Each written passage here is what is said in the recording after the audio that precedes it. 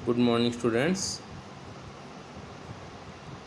आगे पढ़ते हैं, अपन लेसन नया स्टार्ट करते हैं। आज स्ट्रक्चर ऑफ एटम, परमाणु की संरचना। तो देखो, परमाणु जो है वो किसी पदार्थ का सबसे छोटा कण होता है। ये बात अपनी हालांकि पढ़ी हुई है। यहाँ पे जो भी कुछ पढ़ाया जाएगा आज मैं आपको पढ़ाऊँगा वो सब पढ़ा हुआ आपका। कि केंद्रीय भाग को नाभिक कहते हैं। नाभिक में प्रोटॉन्स और न्यूट्रॉन्स पाए जाते हैं। परमाणु का भारी भाग कक्षक कहलाता है, जिसमें इलेक्ट्रॉन्स पाए जाते हैं। प्रोटॉन धनावेशित कण है और इलेक्ट्रॉन ऋणावेशित कण होते हैं। न्यूट्रॉन्स पे उदासीन होता है।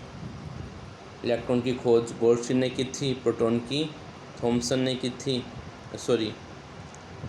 इलेक्ट्रॉन की खोज थॉमसन ने की थी और प्रोटॉन की खोज गोल्डस्टीन ने की थी। न्यूट्रॉन की खोज चैडविक ने की थी। ठीक है ना। तो ये अलग अलग चीज़ें अपने को बताई हुई हैं, डायग्राम के द्वारा बताया गया है। इसके अंतर्गत कि बाह्य भाग क्या है, नाभिक क्या है, इलेक्ट्रॉन्स कहाँ होते हैं, न्यूट्रॉन्स और प्रोटॉन्स की संख्या कहाँ होती है, ये सारी बातें अपने को पता है। इलेक्ट्रॉन पर चार्ज कितना होता है, 1.6 × 10⁻⁹ कूलाम होता है। इलेक्ट्रॉन का द्रव्यमान याद रखना है अपने को, 9.1 × 10⁻31 kg के बराबर होता है।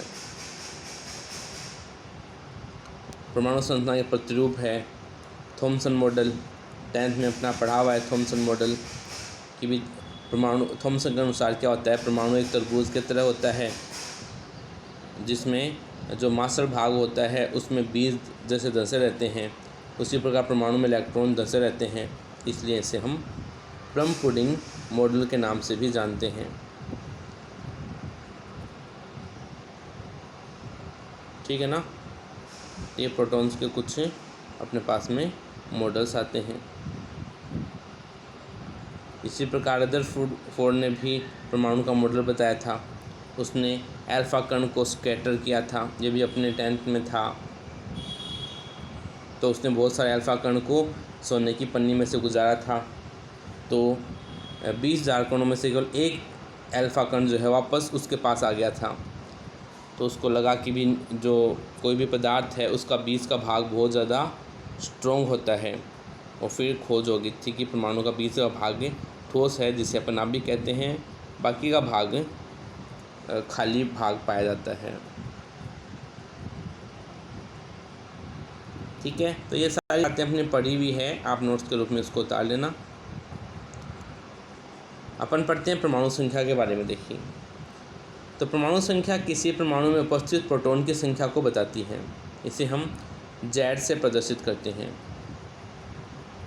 ठीक है ना। जैसे कोई अपने पास एलिमेंट हो गया E में Z क्या है, एटॉमिक नंबर, और A ऊपर की तरफ होता है एटॉमिक मास होता है। ये मतलब इसका परमाणु भार हो जाता है। तो परमाणु की संख्या नाभिक में प्रोटॉन की संख्या के बराबर होती है। तो प्रोटॉन की संख्या बराबर क्या होती है, द्रव्यमान संख्या माइनस न्यूट्रॉन की संख्या प्रोटॉन की संख्या के इक्विवेलेंट हो जाती है। ये एक परमाणु जो होता है उसमें प्रोटॉन्स और इलेक्ट्रॉन की संख्या बराबर हो सकती है, लेकिन आयन में प्रोटॉन की संख्या जो है वो अलग होती है और इलेक्ट्रॉन की संख्या अलग होती है। क्योंकि इलेक्ट्रॉन्स की संख्या इस बात पर निर्भर करती है आयन में कि आयन कैसा है, पॉजिटिव चार्ज वाला है या नेगेटिव चार्ज वाला है। इस आधार पर इलेक्ट्रॉन की संख्या बदल सकती है, लेकिन परमाणु हो चाहे आयन हो, प्रोटॉन की संख्या का मान हमेशा सेम ही रहता है। जैसे Na में प्रोटॉन्स 11, इलेक्ट्रॉन 11, लेकिन Na+ में प्रोटॉन तो 11 ही है, लेकिन इलेक्ट्रॉन चूँकि पॉजिटिव चार्ज कब बनता है, जब इलेक्ट्रॉन को डोनेट किया जाए, तो इलेक्ट्रॉन 10 अपने पास आ जाते हैं। इसी प्रकार द्रव्यमान संख्या, तो परमाणु के नाभिक में उपस्थित प्रोटॉन्स और न्यूट्रॉन की कुल संख्या परमाणु की द्रव्यमान संख्या कहलाती है। ठीक है ना। तो A जो ऊपर की तरफ बताया है वह है इसका द्रव्यमान संख्या होती है। A बराबर Z + N। ठीक है ना। तो सोडियम के लिए 11 तो हो गया परमाणु क्रमांक और 23 क्या हो गया, द्रव्यमान संख्या हो जाती है इसकी। ये जो एग्जांपल्स हैं, जिस एग्जांपल्स में अपने को पता लगाना है कि इनमें कितने कितने इलेक्ट्रॉन्स प्रोटॉन्स पाए जाते हैं और न्यूट्रॉन्स हैं। तो 35 Br 80 तो प्रोटॉन की संख्या 35।